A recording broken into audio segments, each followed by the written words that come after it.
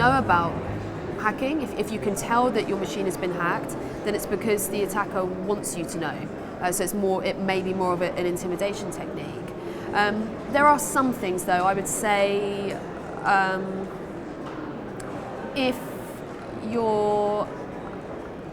if some of your software or your programs look like they're starting fresh or rebooting, or if your laptop takes particularly long to boot up sometimes, so it looks like it's kind of ingesting new software, that's something I'd be a little bit cautious of. But it's very hard to detect when your data or your computer's been compromised. Anyone can encrypt their emails with ease.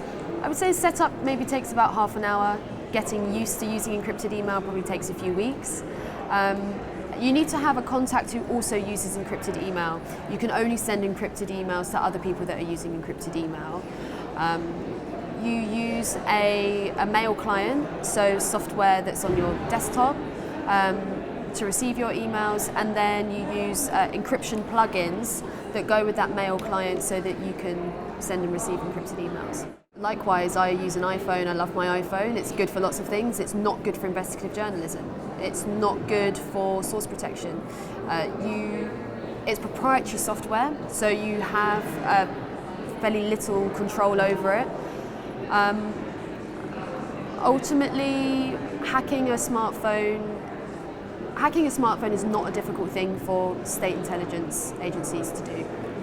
And as they're now advocating that phones become more vulnerable and that they have surveillance backdoors in them, those are backdoors that will also be exploited by lower grade hackers and criminal organisations who might be the subject of your investigation as a journalist, and therefore those vulnerabilities in smartphones are going to be used not only by state intelligence agencies but inevitably also by less sophisticated hackers.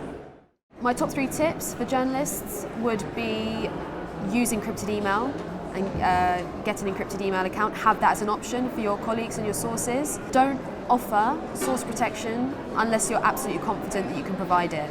Go to the Centre for Investigative Journalism website and download our free handbook called Information Security for Journalists, because there's all of this information in that book and information about software that you should use and how to install it and how to use it.